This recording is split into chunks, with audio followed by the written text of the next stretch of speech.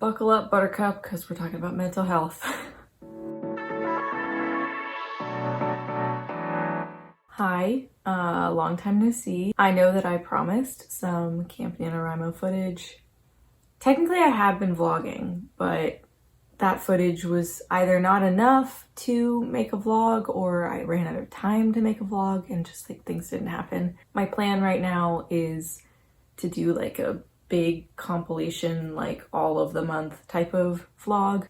Regardless, that is not what this video is about.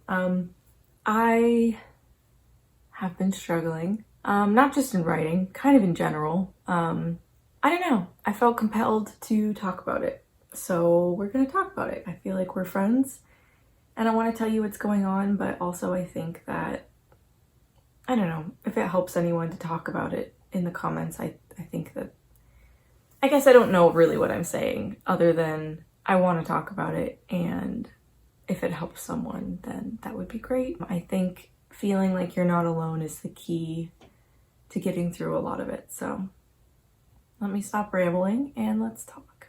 If I look a mess, it is because I cried today and I didn't fix my makeup. So, yay. Trigger warning for people who maybe this isn't for. I'm going to talk about anxiety and panic attacks. And if that's something that you don't want to hear about right now, that's okay. You can click off of this video, no hard feelings. That's kind of what we're going to talk about as it relates to life in general, but also being a writer. Starting with background, I have an anxiety disorder, like certified, thumbs up, have the diagnosis, you are an anxious person. So that's been my entire life. I had my first full-blown panic attack when I was 7 years old. So I'm like talking like long term, this has been an issue like my whole life. Very anxious, just naturally. And then I got better in like middle school and high school. I was fine. In college was the first time that I like experienced like no anxiety other than like normal people feel. But immediately following my graduation, I had like moved states and started a new job, and my anxiety was like explosive, got horrible. And so that was when I had decided to go on medication. I was on daily medication for many, many years, and it got better because medication's really good. I am very pro mental health medication if it is something you want to try. I have only had good experiences, to be honest with you. And some people can speak differently. It works for me and I loved it. Bringing me to why that sentence is past tense. Around November, I ran out of my medication and decided I wanted to try life without it. And so that's what I did.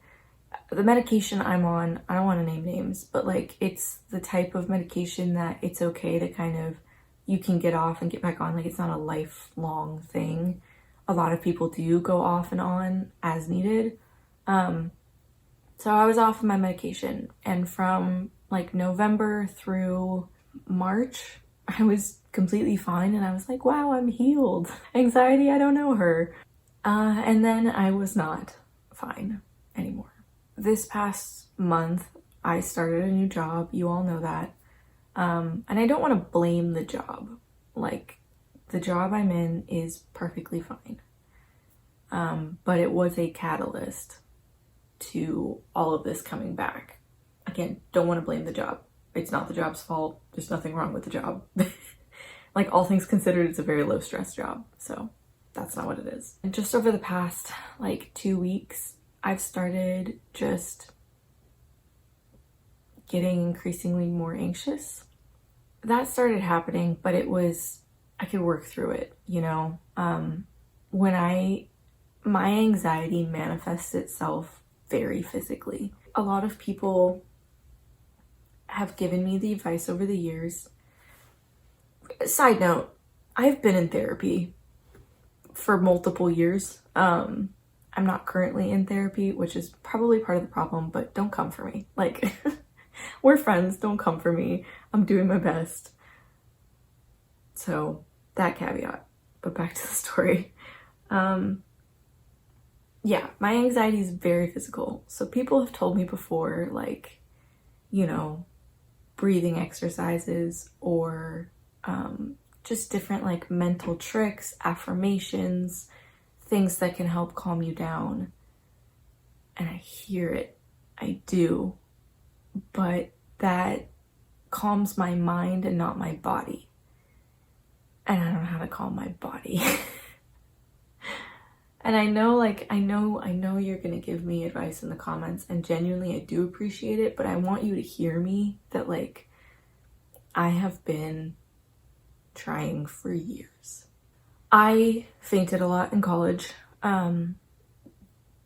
It's called vascular syncope.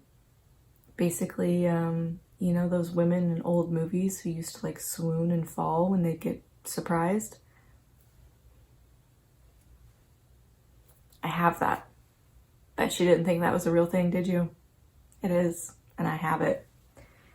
And it hasn't been a problem in several years, but the point being, strong emotions make my body react very, very violently. Violently is probably the wrong word, but that's how it feels sometimes. Catch me rambling again, but the point, it's been very hard to just like exist right now, you know? Work has been very hard because getting there makes me so worked up. And then once I'm there, I'm spending the first few hours trying to calm down. And then the tiniest little thing will happen at work and I like can't handle it. And then I have to drive home in an hour and a half traffic. And I can't do it. But you're here for writing content. So let's talk about that. I know I talked about it a little bit in a previous video that I think is called Writing a Book is Hard. Writing a book is hard. And it is even harder when you struggle with mental health issues, when your brain is attacking you. If you've ever experienced a panic attack, which I hope you never have, but if you have, you understand that it takes you out for the entire day. It's not just like, oh, I just need to veg out. It's like, no, like, I can't do anything. You just sleep. Like, I just sleep and I have to remind myself to drink water and eat. And like, I don't have time to create stuff. I don't have the creative energy to give. Like, it's not lack of wanting to write. I love my books. I love my characters. I love my stories. I love them like they are my children. But if you don't have anything to give, you can't give. It is an empty cup, and you can't pour from an empty cup. And the sucky part of mental health is that you can't fill it with anything. People talk about filling a creative well with movies and shows that you like, reading good books, taking walks outside, talking with friends. That's great, but that's a different cup. You know, like my creativity is full. My creative energy is spent. I don't have it. That tap has been closed off. I don't have the ability to sit and pour myself out right now. And if that's you, like, I want you to know, like, that's okay. That's normal. Well, it's not normal. It's sucky. But like, there's other people who have that too. And I don't know the solution. If you know, tell me. I'm just saying that I get it and it's okay, because you and I both know that these emotions aren't permanent. These feelings aren't permanent. And the words will be there when you're ready.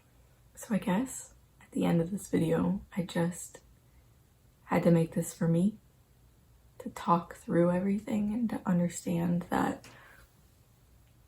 I'm not a bad writer because I can't write right now.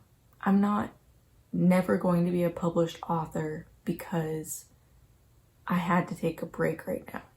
I don't know. Hopefully that helped you. I feel slightly better, so I guess it helped me. Hopefully this video explains why I haven't been posting a whole lot. And thanks for sitting down and hanging out with me. Just know that if this is you, it's okay. I'm right here with you. We will still get our stories told. Just not right now. Drink some water, go take a nap. I love you. Okay, bye.